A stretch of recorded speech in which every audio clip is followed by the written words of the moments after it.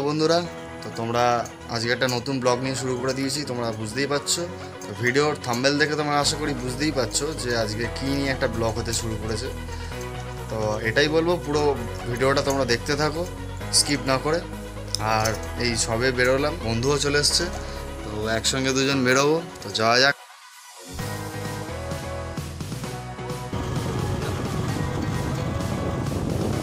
তো হ্যালো বন্ধুরা, সবাইকে বলে রাখি গুড মর্নিং।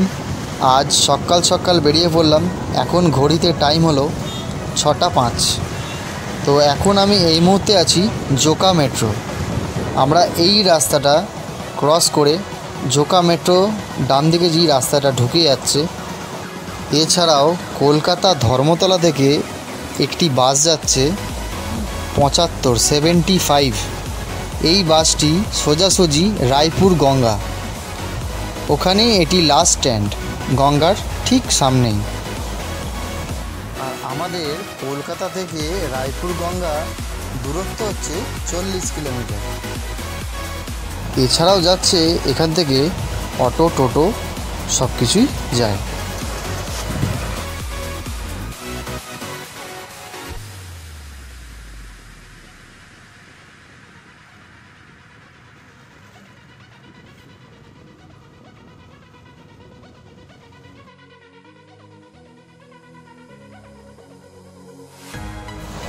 আমরা অনেকটা রাস্তা পেছনে ফেলে এগিয়ে এসেছি। আমরা এখন এই মুহূর্তে আছি বিবির হাট ক্রস করে আমরা বাগড়াহাটে ঢুকছি। এটি হচ্ছে বাবা বড় কাছারির মন্দির। এখানে এই মন্দিরটিতে সারা বছরই ভিড় থেকেই থাকে। এছাড়া বাবার পুজো সোমবার দিন। এছাড়াও শ্রাবণ মাসে যা ভিড় হয় তো বলার কথা না। আর শিবরাত্রিতে তো আছেই, খুব ভিড় হয়। এই মন্দিরটিতে বাবা খুব জাগ্রত।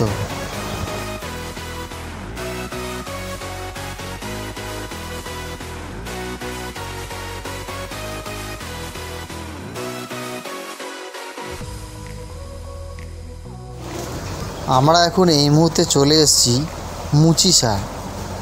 বাঁদিকে চলে যাচ্ছে দিঘির পাড়, আর আমরা ডান দিকে চলে যাব সোজা রায়পুরের দিকে। এই রাস্তাটি ধরে সোজা গেলেই রায়পুর গঙ্গা।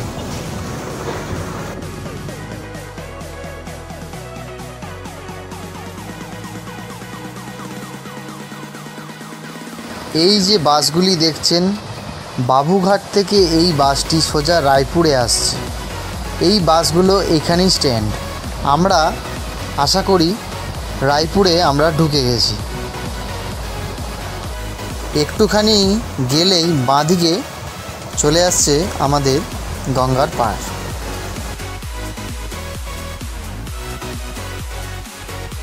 দক্ষিণ 24 পরগনা জেলায় অবস্থিত বজবজ 2 নম্বর ব্লকে অধীনে নোদাখালী থানার অন্তর্গত হুগলি নদীর পাড়ে দক্ষিণ 24 পরগনার একদম শেষ প্রান্তে অবস্থিত রায়পুর।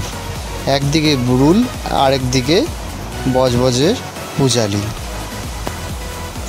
আর নদীর অপর প্রান্তে হুগলি জেলা। কলকাতা থেকে 40 কিলোমিটার, বাগড়াহাট থেকে 10 কিলোমিটার, আমতলা থেকে 18 কিলোমিটার দূরে রায়পুর হলো একটা সুন্দর পিকনিক স্পট।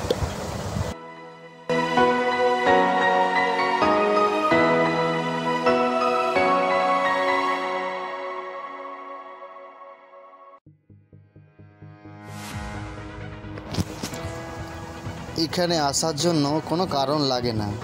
কলকাতা থেকে মাত্র 40 মিনিটের মধ্যে এখানে চলে আসতে পারবেন। যে কোনো দিনই আসা যায়। আর এই রাস্তায় পড়ে মুচিসা আর বড় কাছারি। আপনি কোনো দিন যদি মুচিসা বা বড় কাছারি যদি আসেন, তার সাথে সাথে এটিও ঘুরে যান। 2 ঘন্টার জন্য হলেও একটু হলেও টাইম কাটিয়ে যান, আপনার ভালো লাগবে।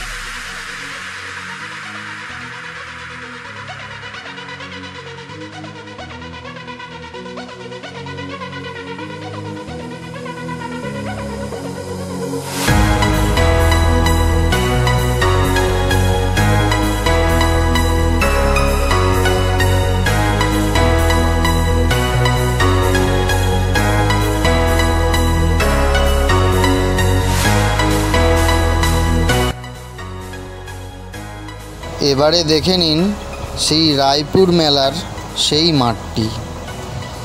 তার সাথে দেখে নিন এই মন্দিরটি কালী গঙ্গা মাতার মন্দির। খুবই জাগ্রত এই মন্দিরটি। এই মন্দিরটি ঐতিহাসিক এক ব্যাপার আছে। একটা সময় কলকাতার কাছাকাছি অবস্থান দরুন ব্রিটিশ আমলের এটা ছিল বিপ্লবীদের আত্মগোপন করে থাকার একমাত্র আদর্শ জায়গা। কথিত আছে বিনয় বাদল দীনেশ একবার এই গঙ্গা পার করে এই মেলার মাঠেই আত্মগোপন করতে উঠেছিল। সেটাকেই স্মরণ করে স্বদেশী মেলা বসে।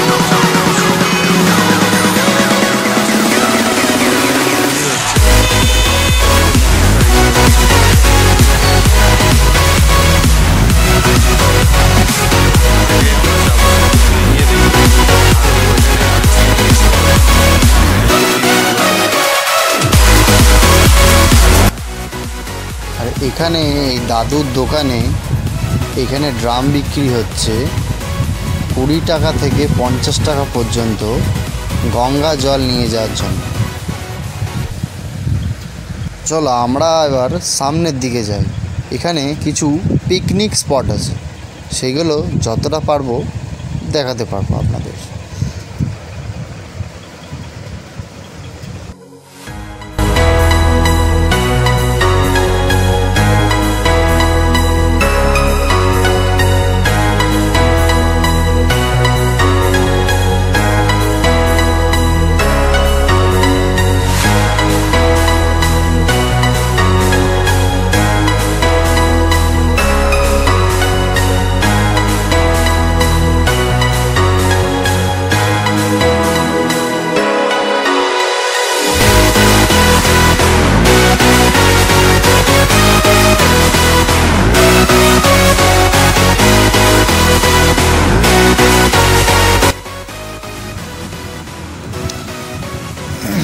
এইটা হচ্ছে রায়পুরের ওয়াটার সাপ্লাই বিভাগের অফিস।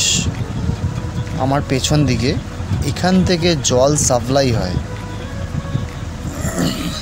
এখানে পারমিশন ছাড়া কিছু ঢোকা যায় না।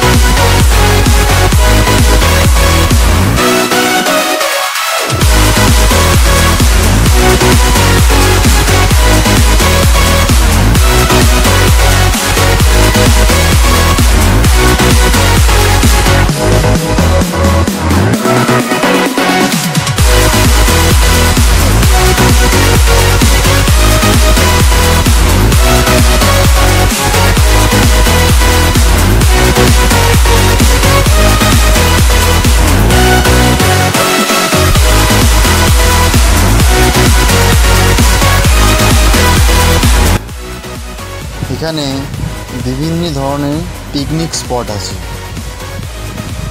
এই রাস্তা ধরে যত এগোবো তত পিকনিক স্পট আসবে। এই রাস্তাটা সোজা চলে যাচ্ছে বুড়ুলের দিকে।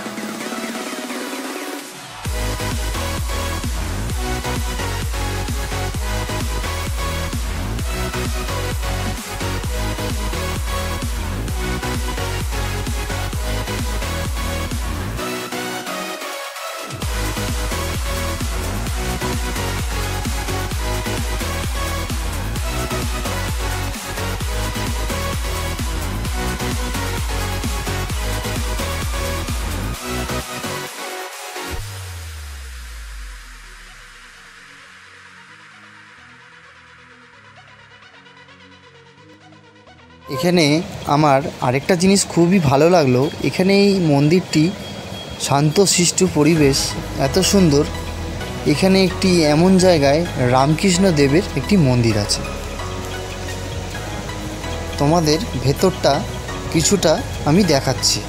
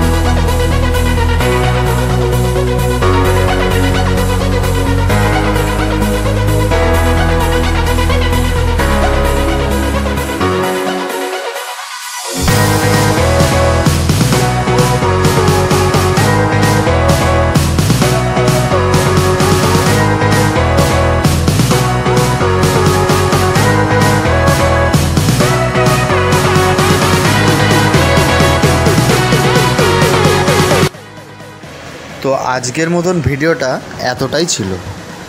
তো তোমাদের ভিডিওটা কেমন লাগলো প্লিজ আমাকে কমেন্ট করো, জানিও। আর আমার চ্যানেলে যারা নতুন দেখছো প্লিজ সাবস্ক্রাইব করতে ভুলো না, আর লাইক দিতে প্লিজ ভুলো না। তো টাটা বন্ধুরা, তোমরা সবাই ভালো থাকবে।